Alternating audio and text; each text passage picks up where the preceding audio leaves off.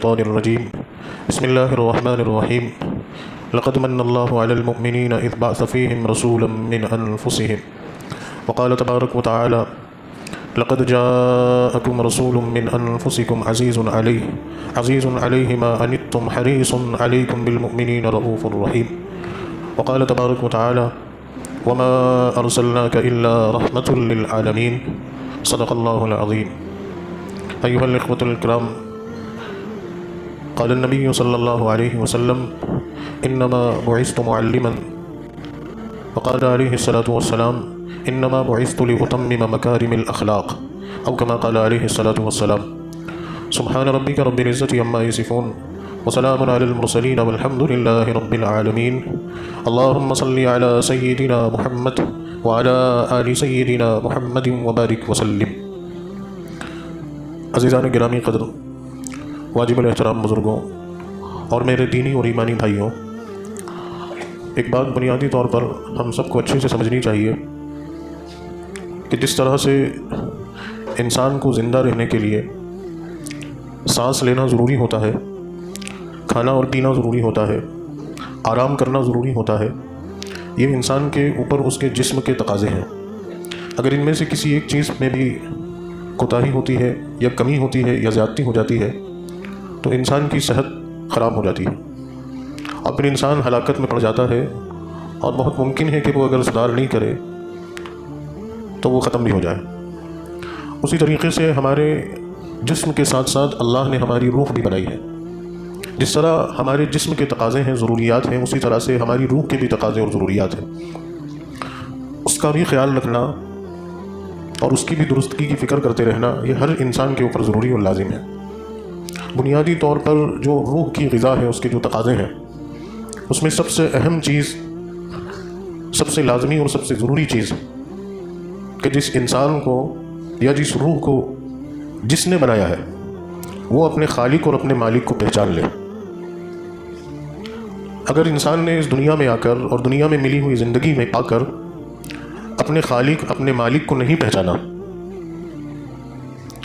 تو پھر یہ بات کہنے میں یا یہ بات سننے میں کوئی تردد نہیں ہونا چاہیے کہ اس نے اپنی پوری زندگی کو برباد کر لیا، کہ جو اپنے خالق اور مالک کو ہی نہیں پہچان پایا۔ اب غور کرنے کا نقطہ یہ بنتا ہے کہ انسان اس پوری کائنات کی ایک چھوٹی سی مخلوق، انسان کے علاوہ اس کائنات کو بنانے والے خالق نے کتنی بڑی بڑی عظیم چیزیں بنائی ہیں۔ بسا اوقات انسان جس زمین کے اوپر رہتا اور بستا ہے، جس کے اوپر زندگی گزارتا ہے، اس زمین کے نیچے کیا ہے یہ بھی اسے پتہ نہیں ہوتا۔ جس آسمان کے نیچے زندگی بسر کر رہا ہے، اس آسمان کے اوپر کیا ہے اسے نہیں پتہ۔ وہ کچھ کلومیٹر تک تو دیکھ پاتا ہے، لیکن اس کے بعد ساری چیزیں اوجھل ہو جاتی اسے نہیں پتہ۔ وہ کسی دریا یا سمندر کے کنارے پر کھڑے ہو کے سطح کے پانی کو تو دیکھ سکتا ہے، لیکن اس کی گہرائی میں کیا ہے اسے نہیں پتہ۔ تو انسان تو اتنا ناواقف ہے، اتنا لا علم ہے کہ اس پیدا کرنے والے کی دوسری مخلوق کو نہیں پہچان پا رہا، تو ظاہر سی بات ہے اس پیدا کرنے والے کو اتنی آسانی سے کیسے پہچان سکتا؟ یہ تو کتنا گراں اور کتنا بھاری کام تھا انسان کے لیے، لیکن کرم ہے اس پیدا کرنے والے کا، اس رب ذوالجلال کا، کہ جس نے انسان کو یہ بات سمجھانا آسان کر دیا، اور انسان کے لیے یہ نقطہ، یہ بند کتاب کھولنے کے لیے، یہ گراہ کھولنے کے لیے، اس سب سے مشکل سوال کو حل کرنے کے لیے اس رب ذوالجلال نے ایک سلسلہ جاری فرمایا، اور وہ سلسلہ ہے انبیاء علیہم السلام کا، کہ انبیاء علیہم السلام کو اس پروردگار نے ہم انسانوں کے درمیان اس لیے پہنچایا کہ انبیاء ہمیں اپنے حقیقی معبود، خالق اور مالک کا تعارف کرائیں، پہچان کرائیں، یہ بتائیں کہ اے انسانوں، تمہارا معبود کون ہے، تمہارا خالق کون ہے، تمہارا مالک کون ہے، تمہیں زندگی اور موت دینے والا کون ہے، تمہیں رزق دینے والا کون ہے، تمہیں صحت، تندرستی اور عافیت دینے والا کون ہے، تمہاری پکاروں کو، تمہاری دعاؤں کو، تمہاری تمناؤں کو، تمہاری خواہشوں کو سننے والا کون ہے، تمہاری ہر ضرورت کو پورا کرنے والا کون ہے۔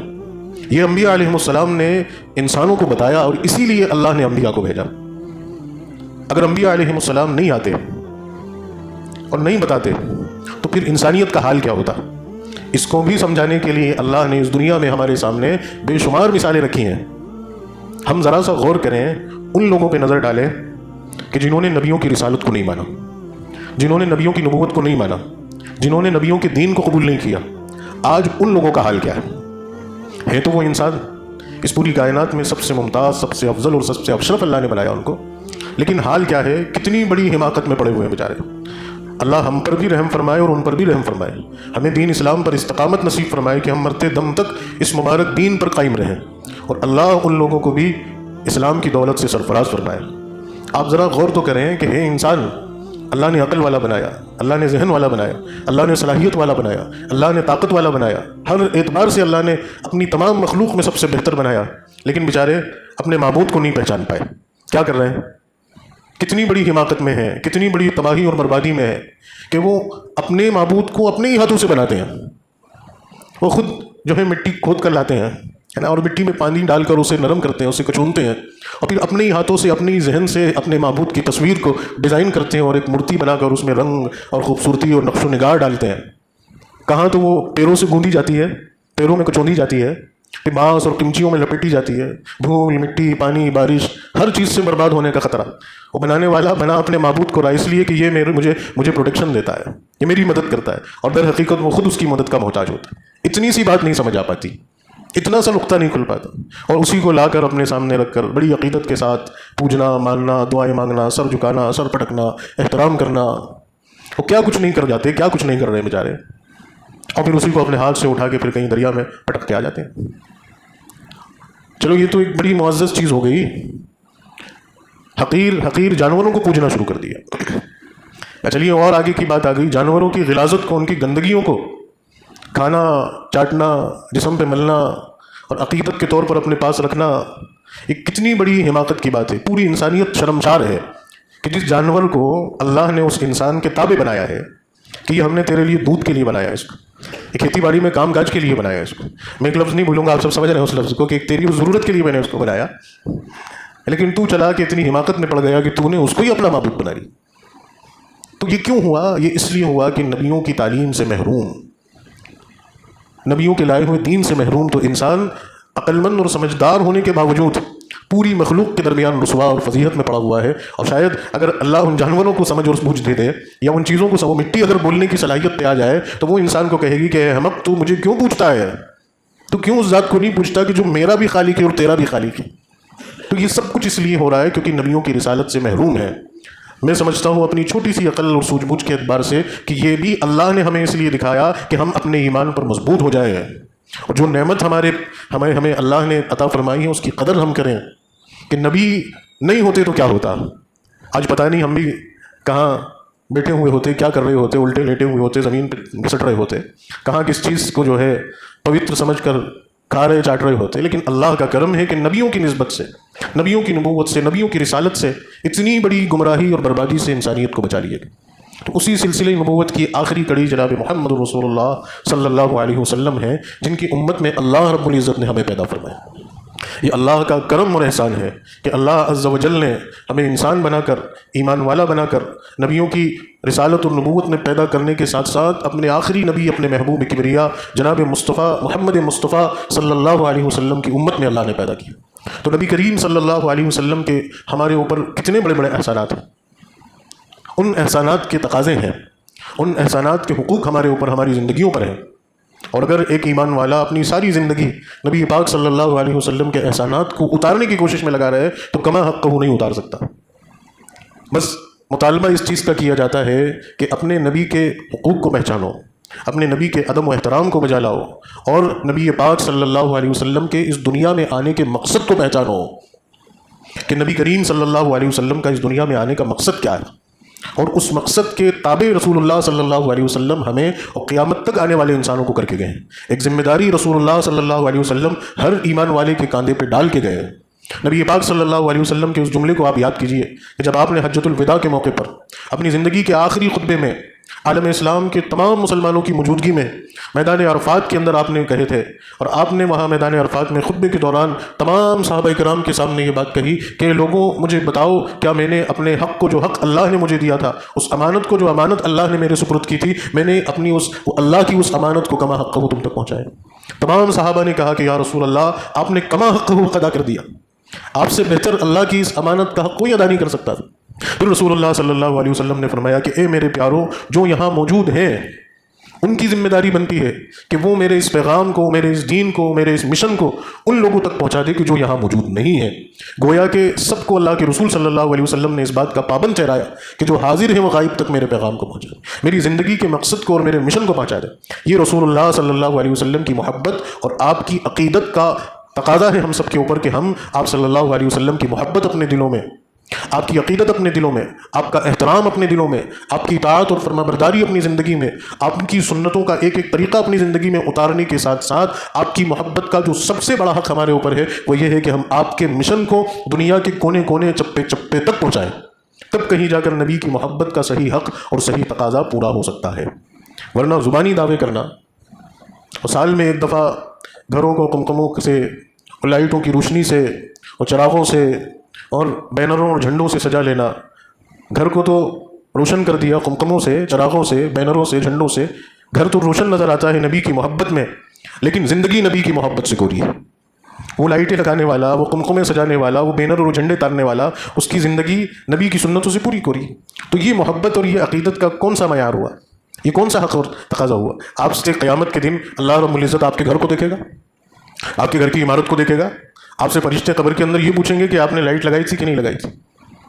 آپ نے قمقمے سجائے تھے کہ نہیں سجائے تھے، آپ نے جشن میلاد کا پرچم گھر کے اوپر لہرایا تھا کہ نہیں لہرایا تھا۔ یہ کچھ سوال ہوگا، یہ سوال ہوگا۔ سوال تو یہ ہوگا کہ آپ نے نبی کی سنتوں کو اپنایا کہ نہیں اپنایا، نبی کے طریقوں کو اپنایا کہ نہیں اپنایا، نبی کے مشن کو آپ نے اپنایا کہ نہیں اپنایا۔ اگر اس جواب میں ہم ناکام ہو جاتے ہیں تو پھر یہ لائٹیں لگانا، قمقمے سجانا، یہ ہمارے کس کام آئے گا؟ میں آپ کو بالکل اس چیز سے نہیں روک رہا۔ چلیے، ہر علاقے کا ہے نا، ہر سوسائٹی کا، ہر ملک کا ایک اپنا ایک ذہنی کلچر ہوتا ہے۔ آپ لائٹ لگا رہے ہیں، آپ قمقمے سجا رہے ہیں، آپ پرچم لہرا رہے ہیں، ٹھیک ہے، میں اس سے منع نہیں کر رہا، آپ کی مرضی، آپ بالکل لگائیں، جس کو لگانا ہے لگائیں، میں آج یہاں اس جگہ بیٹھ کر کے رہا ہوں۔ لیکن اس کے ساتھ ساتھ خیال اس بات کا رکھنا ضروری ہے کہ صرف یہ کام کیے اور نبی کی سنتوں سے محروم ہے تو پھر یہ لگانا اور یہ سجانا یہ کس کام کا ہوا ہے؟ یہ تو بے لوس ہوا نا، یہ تو صرف ایک محض ظاہری دکھاوا ہوا۔ ہاں، اس کے ساتھ ساتھ آپ کی زندگی سنتوں سے آباد ہوتی، سنتوں سے روشن ہوتی، آپ کے گھر کا بچہ بچہ نبی کی سنت پر مر مٹنے والا ہوتا۔ میرے جملے کو سمجھنے کی کوشش کرنا، صرف سنت پہ عمل کرنے والا نہیں، مر مٹنے والا ہوتا کہ جان چلی جائے لیکن نبی کی سنت نہیں چھوٹے۔ گھر کے بچے کی ایسی تربیت ہو رہی ہوتی اور گھر کے بچے، بوڑھے، جوان، عورتیں نبی کی سنت پر جان دینے والے ہو رہے ہوتے تو یقیناً میں یہ جملہ آپ سے کہوں گا کہ پھر آپ کے اس سجے ہوئے گھر کو آسمان کے فرشتے بھی رشک کی نگاہ سے دیکھتے کہ یہ ہے سچے معنی میں نبی کریم صلی اللہ علیہ وسلم کی محبت کا خوگر اور دعوے دار کہ جس کے گھر کا بچہ بچہ حضور کی سنت پہ قربان۔ لیکن حضور پاک صلی اللہ علیہ وسلم کی سنتوں کا عطا پتہ نہیں ہے نا، اور آپ صلی اللہ علیہ وسلم کی حیات کے مقصد کا عطا پتہ نہیں، اپنے آپ کو نبی کی طرح بنانے کا شوق نہیں، اس کا جذبہ نہیں، اور محض پھر یہ سال میں ایک دفعہ یا سال کے ایک مہینے کے چند دنوں میں یہ جو ہے اس طرح کا یہ سارا کام کرنا، یہ کون سی چیز ہے؟ یہ کون سی درستگی والی بات ہے؟ یہ کون سی محبت کا تقاضا اور یہ کون سی محبت کی دلیل ہے؟ نہیں نہ ہو سکتی۔ آئیے ہم ان لوگوں کی زندگی کا جائزہ لیتے ہیں، ان لوگوں کی زندگی کے احوال کو جانچتے ہیں، ان لوگوں کی زندگیوں کو ٹٹولتے ہیں یا اس دور میں چلتے ہیں کہ جو اس روح زمین پر، جن کے بارے میں خود اللہ کا قرآن اس بات کی شہادت پیش کر رہا ہے کہ اس روح زمین پر قیامت تک صحابہ کرام جیسی محبت کرنے والا، محبت تو سب کریں گے اور محبت نبی سے محبت ہی ایمان ہے، جس کے دل میں نبی کی محبت نہیں اس کا ایمان مکمل نہیں، اور وہ جنت میں جا ہی نہیں سکتا، جنت میں جا ہی نہیں سکتا۔ اور علماء نے تو یہاں تک کہ لکھا ہے کہ نبی کی محبت کا پیمانہ سمجھ لو کہ جن لوگوں سے نبی نے محبت کی، نبی کی ذات تو بہت بلند بالا، جن لوگوں سے نبی نے محبت کی یا جن چیزوں سے نبی کی نسبت تھی، ان بے جان چیزوں سے محبت اور ان کا احترام بھی ایمان ہے۔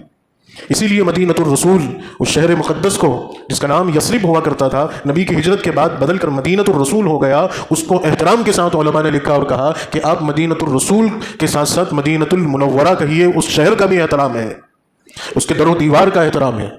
اس کی خاک اور اس کی فضاؤں کا احترام ہے، اس کے چپے چپے اس کے گوشے گوشے کا احترام ہے۔ اگر ان بے جان چیزوں کی محبت سے بھی دل ویران اور کورا ہے تو ابھی ایمان کی تکمیل میں گڑبڑی ہے۔ تو نبی کی ذات تو بہت اعلیٰ ہے، اور نبی کی محبت کے خوگر اور نبی کی محبت کے سچے دعوے دار اور نبی کی محبت کے سچے حقدار جو لوگ ہیں، جن کی محبت کی شہادت اور گواہی خود قرآن پاک دے رہا ہے، اولئک الذین امتحن اللہ قلوبہم للتقوی لہم مغفرۃ واجر عظیم۔ صحابہ کرام کے بارے میں اللہ کا قرآن فرما رہا ہے کہ یہ وہ لوگ ہیں کہ نبی کی محبت سے تقوی کا نور ان کے دلوں میں اتر چکا۔ یہ قرآن نے گواہی دے دی، یہ قرآن کی آیت آپ کو، اولئک الذین امتحن اللہ قلوبہم للتقوی لہم مغفرۃ واجر عظیم رضی اللہ عنہم ورضوا عنہ۔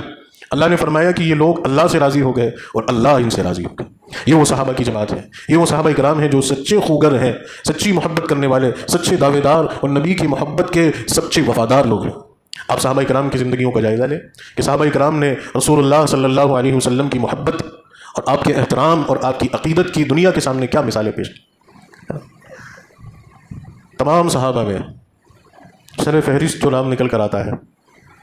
یوں تو ہر ایک صحابی رسول کے دل کے اندر رسول اللہ صلی اللہ علیہ وسلم کی محبت, بے تحاشا محبت. اور میرے ذہن میں ایک واقعہ آیا, یہ تو صحابہ کرام ہے, یہ تو صحابہ کرام ہیں کہ جنہوں نے نبی کی صحبت پائی, جنہوں نے نبی کا سلوک دیکھا, جنہیں نبی کی نسبت حاصل ہوئی, جو حساس ہے, جن کو اللہ نے ذہن, فہم, ادراک, قلب سے نوازا. یہ تو جاندار مخلوق ہے. نبی کی محبت کا تو یہ عالم ہے کہ جس پہ آپ نے نگاہ ڈال دی, جس کو آپ نے نگاہ رحمت اور نگاہ شفقت سے ایک دفعہ دیکھ لیا, وہ آپ کا گرویدہ اور وہ آپ کا دیوانہ ہو گیا. اور بے جان چیزیں, جس میں ایک چیز کا واقعہ نقل کرتے ہیں علماء کہ ایک کھجور کا ایک تنا تھا. جب مسجد نبوی صلی اللہ علیہ وسلم کچے پیمانے پہ تھی, کھجور کے چھپروں کی چھت ہوا کرتی تھی, ممبر رسول بھی ابھی ویسا تکمیل پہ نہیں تھا, تو نبی کریم صلی اللہ علیہ وسلم کا جو ممبر تھا, اس ممبر کے قریب ایک کھجور کا تنا کھڑا کر دیا گیا تھا کہ جس سے سہارا لے کر آپ خطبہ دیتے تھے. اب بس اس پر ہاتھ رکھ کے آپ خطبہ ارشاد فرمایا کرتے تھے. کئی روز اور مہینوں تک یہ سلسلہ آپ کا یہی معمول رہا. کسی نے رسول اللہ صلی اللہ علیہ وسلم کو ممبر بنا کر دیا, اور مسجد نبوی میں نئے ممبر کی تعمیر ہوئی, اور کہا کہ حضور پاک صلی اللہ علیہ وسلم کو اس ممبر سے خطبہ دینے میں تکلیف ہوتی ہے. باقاعدہ براہ راست پیڑیوں والا ممبر بنا کر رکھا گیا. آپ سے اجازت طلب کی گئی کہ ایسا کر سکتے ہیں, آپ نے اجازت مرحمت فرما دی, درست ہے, ٹھیک ہے. اب اس ممبر کو رکھا جا رہا ہے. اب وہ جو کھجور کا تنا ہے جس سے سہارا لے کر آپ خطبہ دیا کرتے تھے, اس کو وہاں سے ہٹانے کا حکم ہوا. وہ تو بے جان لکڑی ہے, اس کے اندر تو حساسیت نہیں ہے, اس کے اندر تو جان ہی نہیں ہے, نہ سمجھ ہے, نہ ادراک ہے, نہ فہم ہے, لکڑی ہے. اس کو جب ہٹانے لگے تو صحابہ کرام خود فرماتے تھے کہ اس کو اس کی جگہ سے ہٹا کر سائڈ میں جب رکھا گیا تو ہمیں ایسی ہچکیوں کی آواز سنائی پڑنے لگی کہ جس سے کہ گویا کہ ایک بچہ ہچکیے مار مار کے روتا ہے. ہم حیران ہوئے, چاروں طرف نظر دوڑائی کہ یہ آواز کہاں سے, یہ آواز کہاں سے آئی. نبی کریم صلی اللہ علیہ وسلم بھی چونکہ اس کی آواز کو سن رہے تھے, لیکن آپ اس اندازے میں تھے کہ شاید اس کی محبت, اس کے اندر میری محبت کا راز صرف اس تک اور مجھ تک محدود ہے. لیکن جب ہماری کیفیات کو حضور نے دیکھا کہ ہمیں محسوس کیا کہ ہم بھی اس آواز کو سن رہے ہیں اور ہم حیران ہو رہے ہیں, تو نبی کریم صلی اللہ علیہ وسلم نے یہ تو نہیں کہا کہ میری محبت میں روتا ہے. آپ صلی اللہ علیہ وسلم نے اس کی طرف دیکھا اور اس کے اوپر اپنا دست مبارک رکھا, جیسے ایک ماں اپنے روتے ہوئے بچے کو دلار کر کے اپنے سے چمٹاتی ہے اور اس کے سر کے اوپر ہاتھ رکھ کے, شفقت کا ہاتھ رکھ کے اس کو دلار کرتی ہے. حضور کا دست مبارک پڑا اور اس کی سسکیاں اور اس کی ہچکیاں بند ہو گئی. تو یہ واقعہ صحابہ کرام نے نقل کیا. انسان تو کیا, بے جان چیزیں بھی رسول اللہ کی محبت سے لبریز تھے. آپ تھے ایسے, آپ کو اللہ نے بنایا ہی ایسا عظیم خلقت والا, ایسی عظیم صورت والا, ایسی عظیم سیرت والا کہ معبد وہ بوڑھی عورت, خانہ بدوش زندگی بسر کرنے والی, وادیوں میں زندگی ٹٹولنے والی ایک بوڑھی عورت, اس نے نبی کی شان اور حلیہ کو بیان کیا, جس کو روایتوں میں نقل کیا. آپ کی صورت, آپ کی سیرت, آپ کا چہرہ, آپ کا نقشہ, آپ کا جلوہ تھا ہی اتنا منور اور اتنا روشن کہ علماء سیر فرماتے ہیں کہ جب نبی کریم صلی اللہ علیہ وسلم چھوٹے تھے, جب آپ کو آنگن میں لٹایا جاتا تھا تو محسوس ہوتا تھا کہ رات کا یہ چاند آپ کے قدموں میں گرے پڑتا ہے. یہ چلنے والی فضائیں آپ سے مس ہونے کے لیے, آپ کا لمس کا شرف حاصل کرنے کے لیے بے قرار اور بے تاب رہتی تھیں. جب آپ اپنی والدہ ماجدہ کے بطن میں آئے تو اس وقت جناب آمنہ خود بیان کرتی تھیں کہ جس دن سے یہ بچہ میرے بطن میں آیا ہے, میری کوکھ میں آیا ہے, مجھے نہیں پتا کہ یہ ابر میرے اوپر کیوں سایہ کرتے ہوئے چلتا ہے. میرے وجود سے, میرے جسم سے وہ خوشبوئیں مہکتی ہیں کہ عرب کی بوڑھی عورتیں حضرت آمنہ سے آ کے پوچھا کرتی تھیں کہ بیٹا تو نے کون سی خوشبو استعمال کی. تو میں کہتی تھی کہ اماں جی میں نے تو کچھ نہیں استعمال کیا, نہ مشک لگایا, نہ زعفران لگایا, نہ عنبر لگایا. یہ تو بچہ جس دن سے میرے وجود میں آیا ہے اس دن سے میرا وجود معطر ہے. جس سرزمین پر آپ کا قدم مبارک رکھے, جس آنگن میں آپ کی کلکاری گونجی, جس گھر میں آپ کے قدم, آپ کی تشریف آوری ہوئی, وہ سارا کے سارا منور اور روشن ہو گیا. تو آپ ہیں ہی ایسے. آپ کی عقیدت اور آپ کی محبت فطری طور پر اللہ نے انسانوں کے دلوں میں رکھی ہے, بس شرط یہ کہ وہ نبی کو عقیدت کی نظر سے دیکھیں, بس شرط یہ کہ نبی کو اپنانے کی نظر سے دیکھیں. تو آپ کی محبت سے تو کائنات کا ذرہ ذرہ لبریز. تو صحابہ کرام کیوں کر پیچھے رہ جاتے, وہ تو جان لٹا دینے والے تھے. اسی لیے تو حضرت طلحہ کا وہ مشہور واقعہ یہ ہے نبی سے محبت کرنے والوں کا حال کہ حضرت طلحہ رضی اللہ تعالیٰ عنہ کو ایک مرتبہ رسول اللہ صلی اللہ علیہ وسلم نے کسی قبیلے میں دین کی دعوت کے لیے پہنچایا. حضرت طلحہ وہاں پہنچے اور اپنی ذمہ داریوں کو انجام دیا. کام سے فارغ ہوتے ہوتے ہوتے ہوتے ہوتے دن ڈھل گیا اور رات کی تاریکی چھا گئی. اب آپ نے اپنے رخصت ہونے کا ارادہ ظاہر کیا تو وہاں کے لوگوں نے کہا کہ آپ رکیے، مدینے تک کا سفر بہت طویل ہے اور بیابان جنگل سے ہوتے ہوئے ہے، بہت ممکن ہے کہ کوئی وحشی جانور آپ کو نقصان پہنچا دے، آپ رات قیام یہاں کر لیں، کل صبح کو فجر کی نماز کے بعد ہی رخصت ہو جائیے گا۔ بہت زیادہ ان لوگوں کے اصرار پر آپ نے فیصلہ کیا، ٹھیک ہے میں رک جاتا ہوں۔ فرماتے ہیں کہ رات ایک جگہ سوئے، جب صبح ہوئی تو لوگوں نے آ کر دیکھا تو وہاں موجود نہیں ہے، اور ادھر حضرت طلحہ رضی اللہ تعالیٰ عنہ نبی کریم صلی اللہ علیہ وسلم کی مجلس میں فجر کی نماز کے بعد آپ کے دیدار سے مشرف ہے۔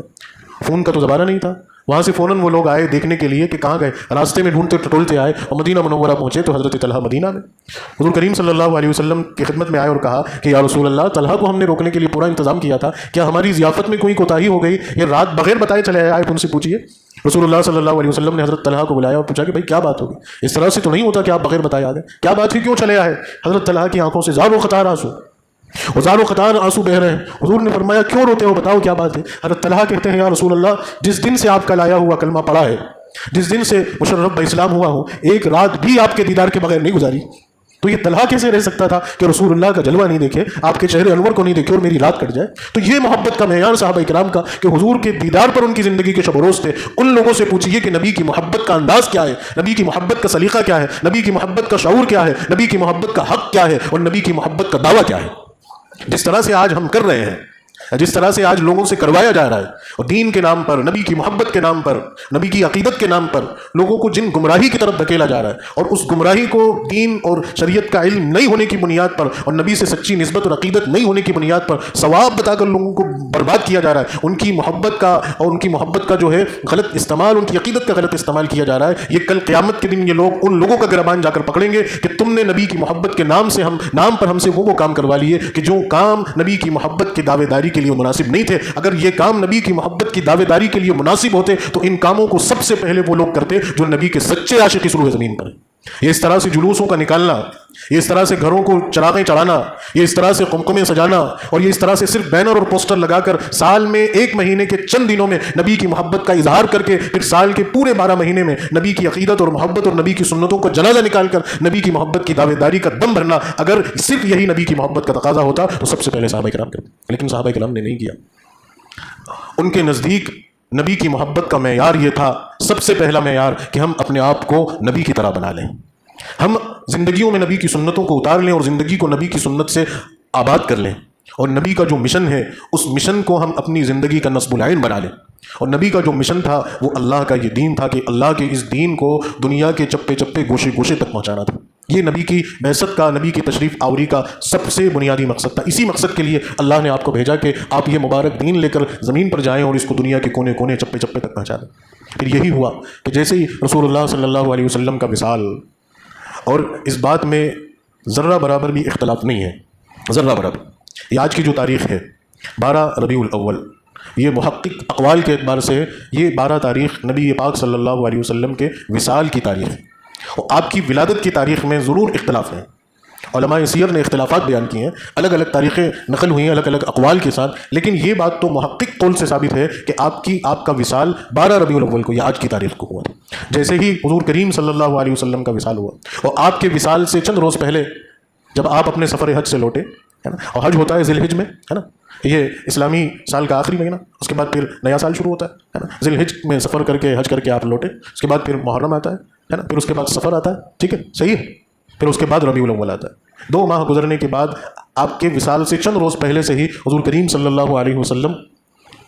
کی طبیعت جو ہے علیل ہونے لگی، ہے نا، آپ کے اوپر کمزوری اور آپ کے اوپر علالت طاری ہونے لگی۔ یہ بھی نوبت آئی کہ کئی گھنٹے آپ غشی میں رہتے تھے، آپ کے اوپر بے ہوشی کی کیفیات طاری ہو جاتی تھی۔ ان آخری دنوں میں، ان آخری ایام میں تمام صحابہ، جب رسول اللہ صلی اللہ علیہ وسلم کی علالت کے دن تھے، سب صحابہ مدینہ منورہ میں آ کے جمع ہو گئے، اور نبی کی صحبت میں، نبی کے دیدار میں وہ دن بھی صحابہ کرام کو دیکھنا پڑا، اور وہ لمحات بھی ان کے اوپر گرہ گزرے کہ رسول اللہ صلی اللہ علیہ وسلم کے انتظار میں صحابہ بیٹھے ہیں کہ اب حضور کریم صلی اللہ علیہ وسلم جلوہ افروز ہوں، آپ باہر تشریف لائیں، اور نماز کی صفیں بنی ہوئی ہیں اور حضور پاک صلی اللہ علیہ وسلم نماز کی امامت کروائیں، لیکن آپ سخت علالت میں ہیں،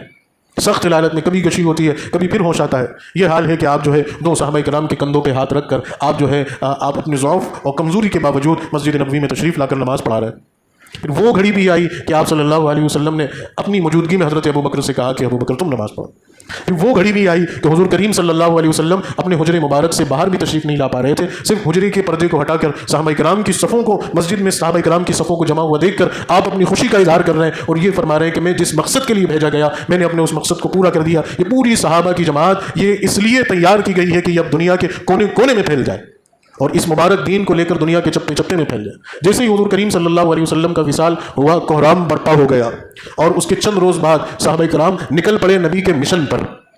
وہ نبی کا جشن منانے کے لیے مدینے میں نہیں بیٹھے رہے کہ اب جو ہے صرف نبی کے جشن کو پکڑ کر مدینے میں زندگی بسر کر لیں گے، نہیں، وہ نکل پڑے دنیا کے کونے کونے گوشے گوشے میں کہ ہمیں تو نبی کے مشن کو آگے پروموٹ کرنا ہے، نبی کے مشن کو آگے بڑھانا ہے اور نبی کے مشن کو یعنی نبی کے دین کو دنیا کے کونے کونے تک پہنچانا ہے۔ اس لیے آپ دیکھیں گے کہ نبی کی موجودگی میں 1.25 لاکھ صحابہ کرام موجود تھے، لیکن آپ مدینہ منورہ کے اندر صحابہ کرام کی قبروں کو تلاش کریں، کہاں گئے وہ 1.25 لاکھ صحابہ کرام؟ انہیں تو وہیں اپنا دم آخر کر لینا تھا۔ نبی کے روزے کو نہیں چھوڑتے صلی اللہ علیہ وسلم، نبی کے گھر کو نہیں چھوڑتے، نبی کی مسجد کو نہیں چھوڑتے اور وہیں مدفون ہو جاتے، وہ جو ہے جنت البقیع کے اندر۔ لیکن ان کے نزدیک نبی کا مشن مقصود تھا،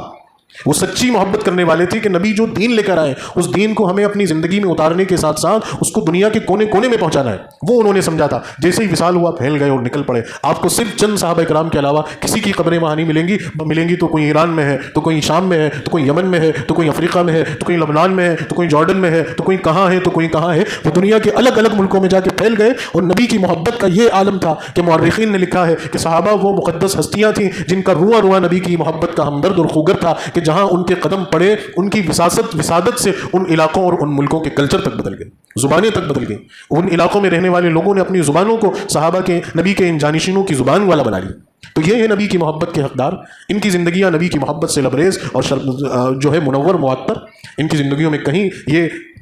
معاملے اور یہ سب چیزیں نہیں ہیں جو آج کا مسلمان نبی کی محبت میں کرتا ہے کہ صرف گھروں پہ لائٹ تان لینا، جلوس نکال لینا اور یہ ساری چیزیں کر لینا، یہ سارے کام کر لینا اور بس سمجھنا کہ ہم نے نبی کی محبت کا حق ادا کر دیا۔ یہ نہیں ہے، نبی کی محبت کا حق یہ ہے کہ ہم اپنی زندگی کو نبی کی زندگی والا بنائیں، ہمارے گھر کا بچہ نبی کی سنتوں کا احترام کرنے والا بنے اور نبی کے وہ آخری الفاظ، وہ آخری کلمات جو آپ نے امت کے سامنے ایک شفیق اور ہمدرد کے طور پر فرمائے تھے، ان کلمات سے اپنے دن کو روشن کریں، اپنی رات کو منور کریں، اپنے گھر میں بیٹھ کر روز نبی کے اس آخری خطبے کا تذکرہ کریں اور گھر کے بچے کو سنائیں کہ ہمارے نبی اس دنیا سے جس دن انہوں نے جب پردہ فرمایا اس سے پہلے ہمیں یہ نصیحت اور وصیت فرما کے گئے، وہ سب سے پہلی وصیت اور نصیحت یہ تھی کہ اے لوگوں صرف اللہ کی عبادت کرنا، بندگی کے لائق صرف اللہ ہے۔ آگے آپ نے فرمایا نماز قائم رکھنا، نماز کسی صورت مت چھوڑنا، زندگی کیسی بھی گزرے، سفر میں ہو، حضر میں ہو، صحت میں ہو، بیماری میں ہو، قرضے میں ہو، خوشحالی میں ہو، شادی ہو، میت ہو، کیسا بھی معاملہ ہو، نماز ہرگز نہیں چھوٹی۔ اگلی چیز فرمائی عورتوں کا احترام کرنا، اگلی چیز فرمائی بچوں کے ساتھ شفقت فرمانا، اگلی چیز فرمائی جو تمہارے ملازم ہیں، جو تمہارے ہاتھ کے نیچے کام کرتے ہیں ان کے ساتھ نرمی برتنا، اگلی چیز فرمائی اپنے پڑوسیوں کے حقوق کی رعایت کرتے رہنا، اگلی چیز فرمائی اپنے رشتہ داروں کے حقوق ادا کرتے رہنا، اگلی چیز فرمائی ہر مسلمان پر اپنے مسلمان بھائی کا احترام فرض ہے۔ ایک مسلمان کے لیے دوسرے مسلمان بھائی کا خون، اس کی عزت، اس کا احترام، اس کا مال حرام ہے، حرام ہے، حرام ہے، اس طرح سے حرام ہے جیسے خنزیر کا گوشت حرام ہے، جیسے سور کا گوشت حرام ہے، ویسے ہی ایک مسلمان کے لیے دوسرے مسلمان بھائی کی آبرو ریزی حرام ہے، دوسرے مسلمان بھائی کا مال حرام ہے، دوسرے مسلمان بھائی کی عزت حرام ہے۔ لیکن آج افسوس صد افسوس ہم نبی کی محبت کا دعویٰ تو بڑا کرتے ہیں لیکن نبی کے ان اقوال کو بھلا بیٹھے۔ آج ہماری زبانیں دوسروں کو تکلیف دینے سے نہیں تھکتی، دوسروں کے عیب بیان کرنے سے نہیں تھکتی، آج ہماری صلاحیت دوسروں کو ذلیل اور رسوا کرنے سے نہیں تھکتی، آج مسلمانوں کا مال مسلمان بالکل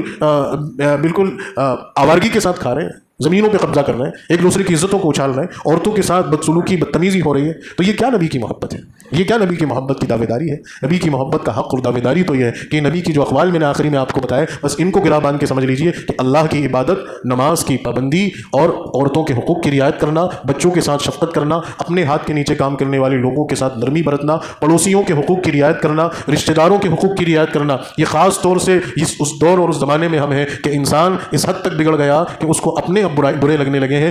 اسلام کی حقانیت اور نورانیت کو کھولیے، اپنے رشتہ داروں کے لیے اپنے آپ کو کشادہ کیجیے، اپنے گھروں کو کھولیے، اپنی جیب کو ان کے لیے آسان کریے، اپنے دوست، اپنے احباب، اپنے قریبی رشتہ داروں کو گھروں پر بلائیے، ان کی دعوتوں کا اہتمام کیجیے، ان کے لیے ہدیے تحائف کے دروازے اور راستے کھولیے۔ اور اگلی چیز آپ نے فرمائی کبھی زندگی میں کسی مسلمان کو مت ستائیے، گالی بھی مت بکیے، گھور کر بھی مت دیکھیے۔ اگر یہ کر لیا تو نبی گلے لگا لیں گے اور اگر یہ نہیں کیا تو میں اتنا بڑا جملہ اپنی اس کمزور سی زبان سے نہیں کہوں گا کہ پھر نبی کیا کریں اور کیا کہیں، وہ آپ جانیں، آپ کے اعمال جانیں۔ اللہ تعالی ہم سب کو عمل کی توفیق نصیب فرمائے۔